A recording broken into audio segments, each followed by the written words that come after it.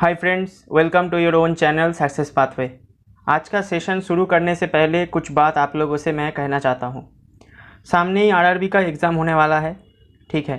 तो RRB PO और RRB clerk, ये दो एग्ज़ाम जो है, ये दो एग्ज़ाम डिफरेंट है। तो इसका जो सॉल्व करने का तरीका, ये दो भी डिफरेंट होना चाहिए। तो पीओ और क्लर्क, ये दो एग्ज़ाम एक साथ कैसे आप मैनेज कर सकते हो, और ये दो एग्ज़ाम देने के लिए कौन कौन सा डिफरेंट अप्रोच होना चाहिए, ये मैंने ऑलरेडी एक सेशन में बताया। ये सेशन ऑलरेडी इस चैनल पे अपलोडेड है, तो ये जो है ये सेशन आप लोग देख सकते हैं। मैं आई बटन पे ये सेशन का जो वीडियो का जो लिंक है वो दे दूँगा, वहाँ पर जाके आप ये वीडियो देख सकते हैं। और उसके साथ मैं यही बोलना चाहता हूँ कि अब देश में जो स्थिति है वो बहुत गंभीर है। जो प्रोटेस्ट हो रहा है, मैं पूरा जो स्टूडेंट्स हैं उनके साथ हूँ, क्योंकि मैं भी उनके ही तरह एक स्टूडेंट हूँ, एक एस्पायरेंट हूँ। उनको भी जॉब चाहिए, मुझे भी जॉब चाहिए, और वैकेंसी घटता जा रहा है, फीस इंक्रीज़ होता जा रहा है।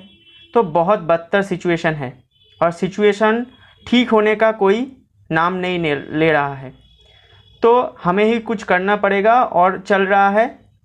मैं अपने तरफ से पूरा कोशिश करूँगा कि सपोर्ट कर सकूँ, ठीक है। तो इसके साथ मैं ये भी बोलूँगा कि ये जो सब चल रहा है ये तो चलेगा, लेकिन इस वजह से हम जो सीरियस जो कैंडिडेट्स है, हमारा प्रिपरेशन का स्ट्रेटजी और प्रिपरेशन का जो प्रैक्टिस है, ये दो चीज़ें रुकना नहीं चाहिए। तो रीजनिंग में मेंस में जो पहला जो इम्पोर्टेंट टॉपिक होता है वो होता है पजल और सिटिंग अरेंजमेंट। तो मैं अपने चैनल में ये एक एक करके करवा रहा हूँ, और मैम भी करवा रहे हैं।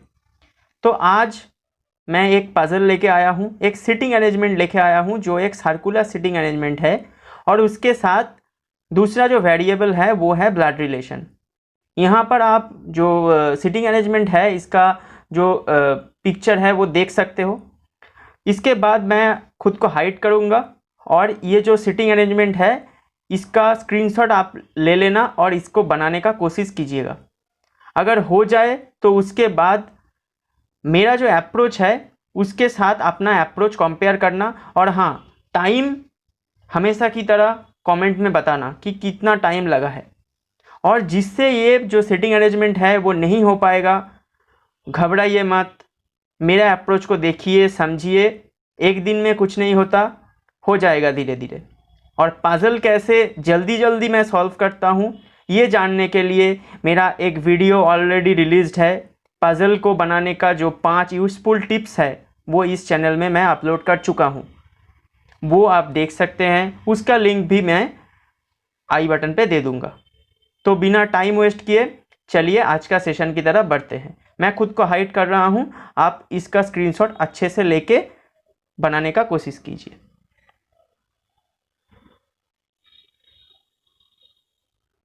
ये पूरा सिटिंग अरेंजमेंट का क्वेश्चन है, आप इसका स्क्रीनशॉट ले लीजिए।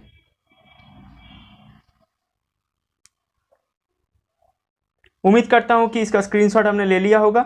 आप बनाने का कोशिश कीजिए। मैं अपना जो अप्रोच है वो बताना स्टार्ट करता हूँ। तो उम्मीद करता हूँ कि ये बनाने का कोशिश आप लोगों ने किया होगा। तो अब मैं आप लोगों को समझाता हूँ कि इस पजल को कैसे बनाते हैं। तो ये एक सर्कुलर सिटिंग अरेंजमेंट है, ठीक है। और ये जो सिटिंग अरेंजमेंट है इसके साथ एक वेरिएबल है जो कि है ब्लड रिलेशंस। तो पहले मैं आप लोगों को ये जो कंडीशंस है ये मैं ऑलरेडी लिख चुका हूँ यहाँ पर। ये मैं आप लोगों को एक एक करके समझा दूंगा, और उसके बाद मैं पुट करके दिखाऊंगा कि इस जो सर्कुलर सिटिंग अरेंजमेंट है ये कैसे जल्दी बन सकता है, ठीक है। तो क्या बोला है मैं पहले पढ़ता हूँ और आप लोगों को दिखाता हूँ। पहले बोला है कि R's grandfather sits third to the right of N. तो यहाँ पर मैंने क्या लिखा है, एन का third to the right 3 R's grandfather, ठीक है। उसके बाद बोला है immediate neighbours of N face the same direction. तो एन के इधर और उधर जो बैठेंगे वो सेम डायरेक्शन फेस कर रहे होंगे। अगर ये इनसाइड तो ये भी इनसाइड, और ये आउटसाइड तो ये भी आउटसाइड, ठीक है। उसके बाद बोला है कि R faces the same direction as N's grandfather. ठीक है, तो आर और एन्स ग्रैंडफादर जो है ये दोनों सेम जो है वो सेम डायरेक्शन में फेस कर रहे हैं। ठीक है, उसके बाद क्या बोला है, immediate neighbours of P face opposite direction. तो पी के इधर और उधर जो है वो ऑपोजिट डायरेक्शन को फेस कर रहे हैं। अगर ये इनसाइड है तो ये आउटसाइड होगा, और ये आउटसाइड होगा तो ये इनसाइड फेस करेंगे। हो गया है। उसके बाद क्या है, L is brother in law of M. L is brother in law of M. यहां पर मैंने लिखा है कि एम का शादी जिससे होगा उसका ब्रदर एल है, तभी ना एल एम का ब्रदर इन लॉ होगा। ठीक है, तो ये मैंने कोट करके लिख लिया है।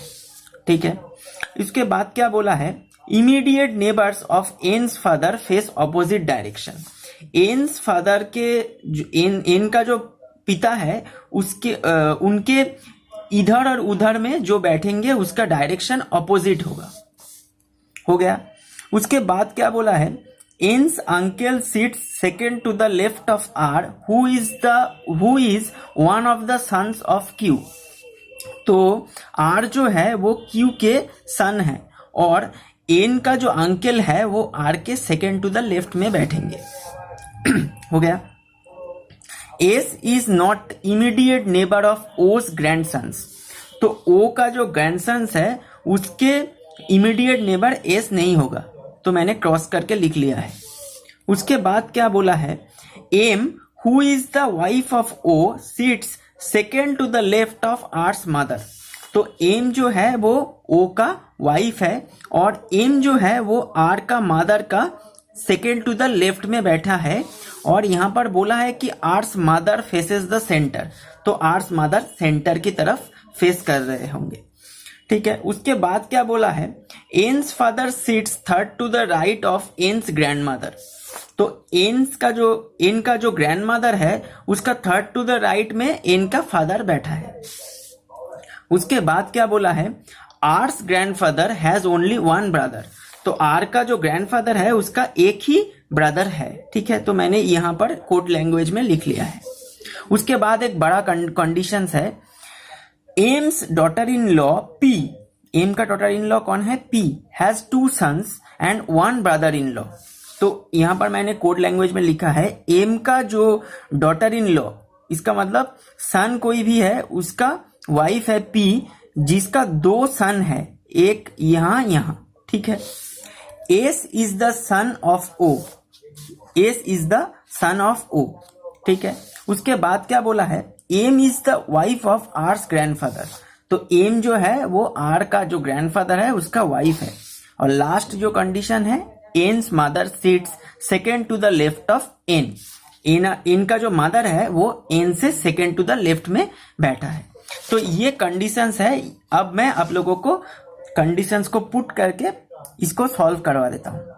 तो ये सिटिंग अरेंजमेंट, इस टाइप का सिटिंग अरेंजमेंट जब आएगा तो हमेशा ये ख्याल में रखिए कि पहले आप लोगों को ब्लड रिलेशन को सॉल्व करना पड़ेगा। पहले अगर आप सिटिंग को सॉल्व करने जाएंगे कभी नहीं बनेगा, क्योंकि वहां पर कंडीशंस ऐसे होगा कि N's mother sit second to the left of N, R's grandfather sit second to the right of R. ये जब आता है तो आपको पता कैसे चलेगा कि एन का मदर कौन है, या आर का ग्रैंडफादर कौन है, या पी का सन कौन है। ये आपको पता तभी चलेगा जब आप पहले ब्लड रिलेशन को बनाएंगे और उसके बाद देखेंगे कि बहुत जल्दी ये जो सिटिंग है ये बन जाएगा। ठीक है, तो मैं भी ये जो है इसका सॉल्यूशन निकालने के लिए पहले ब्लड रिलेशन को सॉल्व करूंगा, उसके बाद आप देखना कैसे जल्दी जल्दी ये सिटिंग सॉल्व हो जाता है। तो पहले जो कंडीशंस मैं उठाऊंगा वो ये उठाऊंगा, नंबर 13 कंडीशन, जो यहाँ पर मैं लिखूंगा, थोड़ा यहाँ पर मैं लिखूंगा एम। ठीक है, एम का कोई एक सन है जिसका वाइफ है पी, हो गया, और जो जो P है उसका 2 लड़का है तो 2 सन यहाँ पर बैठाऊंगा, ठीक है, यहाँ पर बैठेगा, हो गया, ठीक है। और यहाँ पर ये भी बोला था कि जो वाइफ है इसका एक ब्रदर इन लॉ भी था, तो यहाँ पर एक बैठेगा। तो टोटल कितना हुआ? टोटल था 8, यहाँ पर कितना हो सकता है? 1 2 3 4 5 6 और 2 अभी बाकी है, ठीक है, कोई बात नहीं। इसके बाद मैं कंडीशन जो उठाऊंगा वो ये उठाऊंगा 9। M is the wife of O, तो एम के यहाँ पर ओ लिख दूंगा। 7 बंदे बैठ चुके हैं, मैंने 7 का जो प्लेस है वो मैंने ड्रॉ कर लिया है और 1 का प्लेस ड्रॉ करना बाकी है। उसके बाद जो है आप नंबर 5 कंडीशन को देखिए। एम का जो हस्बैंड है उसका एक भाई है, तो वहां पर मैं एल को बैठा दूंगा। 8 का जो डायग्राम है वो रेडी है। अब हमें ये जो 4 पोजीशंस है ये फिल करना है। ध्यान से देखिएगा, अच्छे तरीके से समझिएगा, बाद में ये टाइप का पजल आप लोगों से जल्दी बनेगा, ठीक है। तो उसके बाद मैं जो कंडीशन को उठाऊंगा वो ये है कि Q का one of the sons is R। तो यहां पर आप देख सकते हैं, तो Q के लिए एक ही प्लेस बचता है, वो है ये, और कोई प्लेस बचता नहीं है।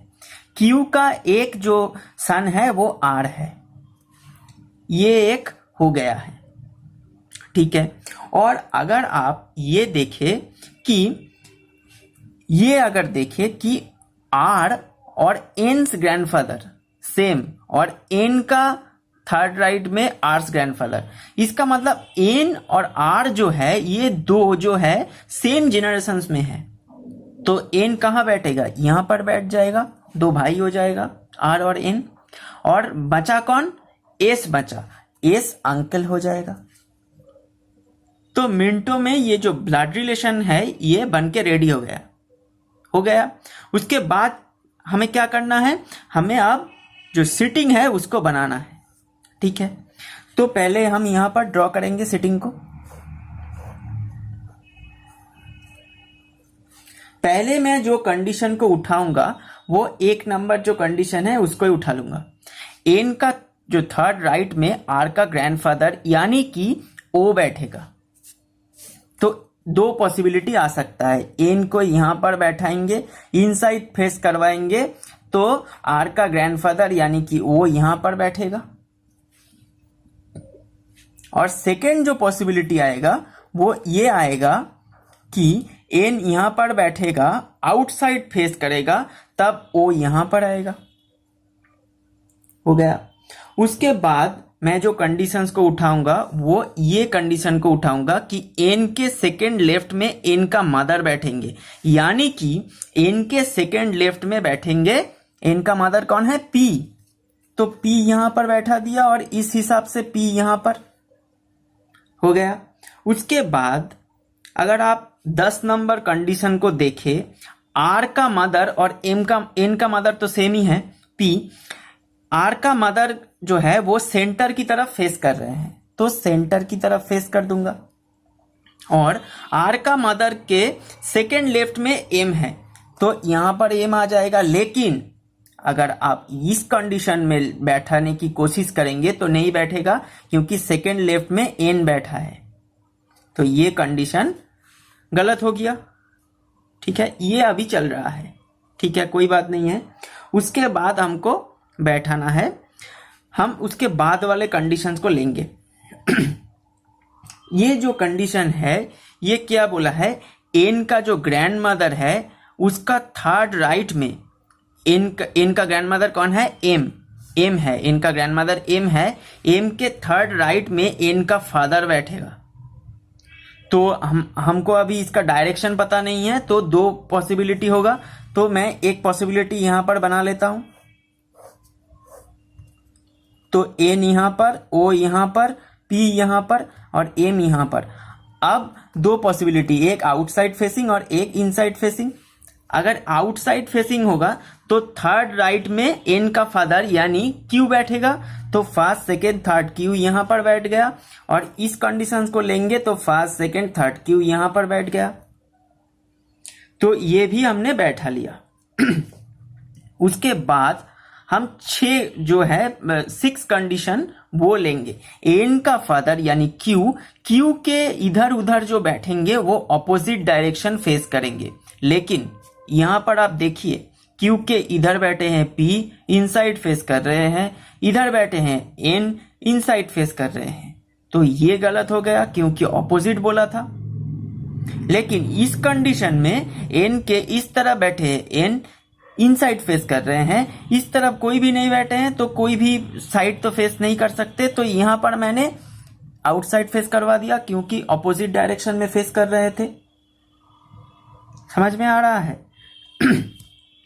तो उसके बाद क्या बोला है कि एस जो है वो ओ के ग्रैंडसन्स के पास नहीं बैठेगा।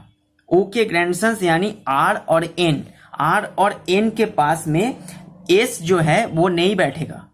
और 7 नंबर कंडीशन में ये भी बोला गया है कि आर के सेकेंड टू द लेफ्ट में एस जो एन का अंकल है यानी कि एस बैठेगा। तो एस यहां पर नहीं बैठ सकता है क्योंकि यहां पर एन है, तो एस के लिए ये 2 जगह बचता है।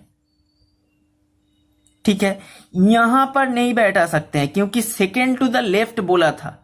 यहां पर सेकेंड यहां पर बैठेगा, यहां पर ऑलरेडी एम बैठा है और यहां पर एन बैठा है, लेकिन यहां पर क्या बोला है आर के सेकेंड टू द लेफ्ट में एस बैठेगा। तो एस को हमको यहां पर बैठाना पड़ेगा और आर को यहां पर, और आर के सेकेंड टू द लेफ्ट यानी आर इनसाइड फेस कर रहे होंगे। ठीक है ना। उसके बाद थर्ड जो कंडीशन है उसमें बोला है कि आर और एन का जो ग्रैंडफादर है वो सेम डायरेक्शन फेस कर रहे हैं। एन का जो ग्रैंडफादर वो कौन है? ओ है, आर इनसाइड यानी कि ओ भी इनसाइड। ठीक है, उसके बाद बोला है एन के अगल बगल में जो बैठा है वो भी सेम साइड जो सेम डायरेक्शन में फेस कर रहे हैं। तो एन के लेफ्ट साइड में आर है वो इनसाइड है, तो राइट साइड में क्यू है वो भी इनसाइड होगा। और एक ही बंदे बाकी है, वो कौन है? एल यहां पर बैठेगा। ठीक है, और 4 नंबर कंडीशन में बोला है पी के अगल बगल में जो बैठेंगे वो ऑपोजिट डायरेक्शन फेस करेंगे। तो पी के इधर आर है इनसाइड फेसिंग, पी के उधर एस होगा आउटसाइड फेसिंग। हो गया। तो ये था हमारा सॉल्यूशन, ये है ब्लड रिलेशन का सॉल्यूशन। और आप देखा कि जब मैंने ब्लड रिलेशन को पहले बना लिया, कितना जल्दी ये जो है बन के रेडी हो गया। ठीक है, अब आप मुझको बताएंगे कि 3 पॉसिबिलिटी को बनाना पड़ा। ये मैंने आप लोगों को समझाने के लिए बनाया। ये 2 पॉसिबिलिटी में भी बन सकता था। क्यों मैं ऐसा बोल रहा हूं? क्योंकि पहले ये जो पॉसिबिलिटी मैंने बनाया था ये आप नहीं बनाकर भी बना सकते थे। कैसे? आप यहां पर पहले आर को अगर आउटसाइड फेसिंग करवाते, 2 कंडीशंस को बैठाते बैठाते ये जो पॉसिबिलिटी है ये रॉन्ग हो जाता और आपको पता चल जाता कि एन कभी भी आउटसाइड फेस नहीं कर सकता है। आपने देखा होगा कि मैं जब 3 कंडीशंस को बनाने के बाद ही मुझे पता चल गया था कि ये जो कंडीशन है ये नहीं पॉसिबल होगा। तो ये आप शॉर्टकट में भी बना सकते हैं। एक बार इसको आउटसाइड करके, थोड़ा आउटसाइड करके ये 3 कंडीशन बनाने के बाद आप लोगों को पता चल जाता कि यहाँ पर एन का आउटसाइड फेसिंग नहीं होगा। उसके बाद आप काट के इसको इनसाइड कर देते और 2 पॉसिबिलिटी में बन जाता। इस पॉसिबिलिटी को आपको बनाना पड़ता है। ठीक है, मेंस लेवल पजल है, 2 पॉसिबिलिटी बनाना कोई ज़्यादा बड़ी बात नहीं है, बनाना पड़ता है। ठीक है, तो ये था आज का सेशन। उम्मीद करता हूँ कि आप लोगों को ये जो सॉल्यूशन का अप्रोच है ये पसंद आया होगा। अगर पसंद आता है तो एक लाइक ज़रूर कीजिएगा और चैनल को सब्सक्राइब करके रखिए और बेल आइकन को प्रेस करके रखिए। ठीक है, मिलते हैं नेक्स्ट वीडियो पे। तब तक के लिए प्रिपरेशन को ज़बरदस्त रखिए। All the best.